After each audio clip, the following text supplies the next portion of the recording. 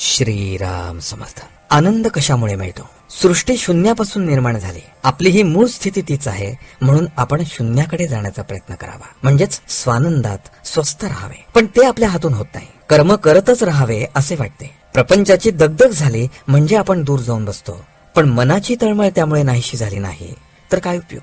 याकरता मनाची स्वस्थता कशाने येईल ते पहावे. आनंद कुणाला नको आहे? आपल्याला आनंद हवा आहे खरा, पण तो मिळवण्यासाठी जे करायला पाहिजे ते आपण करत नाही. नोकरी नको आणि खायला हवे, हे कसे शक्य आहे? खरोखर प्रपंचाच्या या अगणित उपाधीतून सुटून जो स्वास्थ्याकडे जातो तो धन्यच होय. मनाच्या विरुद्ध गोष्टी झाल्या की लगेच आपल्या आनंदात बिघाड येतो. याकरता आपल्या इच्छेविरुद्ध घडले तरी माझे स्वास्थ्य बिघडणार नाही, इकडे पहावे. याला एकच उपाय आहे, आणि तो म्हणजे माझी इच्छाच मी नाहीशी करणे. कोणतीही वस्तू मिळावी किंवा अमुक एक गोष्ट घडावी ही बुद्धीच ठेवू नये. जोपर्यंत हाव आहे तोपर्यंत स्वास्थ्यापासून आपण दूर आहोत असे समजावे.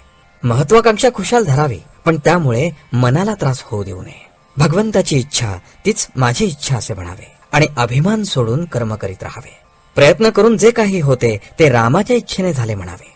कर्तेपणाचा अभिमान सोडल्यानेच स्वास्थ्य लाभते. मागे घडलेल्या चांगल्या वाईट गोष्टी आठवत राहणे यामुळे आनंदात बिघाड येतो. तसेच उद्याची काळजी करत राहणे यामुळेही मनाच्या स्वास्थ्यात व्यत्यय येतो. होते जाते हे सर्व भगवंताच्या इच्छेने होते हे मनाने पक्के ठरवल्यावर मग विनाकारण काळजी का करावी? दुःख करणे अथवा न करणे हा मनाचा धर्म असल्यामुळे ज्या माणसाने मनाला योग्य वळण दिले आहे तो प्रत्यक्ष दुखणे भोगत असतानाही आनंदात राहू शकेल. म्हातारपणी तर आनंद हे मोठे शक्तिवर्धक औषध आहे. ज्याला नामाचे प्रेम आले त्याला शरीराच्या कोणत्याही अवस्थेत आनंदाचा लाभ होतो, आणि ज्याला असा आनंदाचा लाभ झाला त्याच्यावर रामाने कृपा केली असे खचित समजावे. भगवंतासाठी एकच दान खरे आहे, आणि ते म्हणजे आत्मदान होय. सतत भगवंताच्या नामात राहून देहाची विस्मृती होणे हा आत्मदानाचाच प्रकार आहे. आजचे बोधवचन: वाणीने नाम घ्यावे आणि मनाने स्मरण करावे, आणि या दोन्हीचा मेळ असावा.